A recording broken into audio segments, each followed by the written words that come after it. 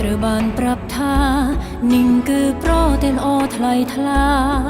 សាងដោយដូនតារឹងមាំនឹងហានខ្លាខ្ញុំត្រូវបានប្រាប់ថា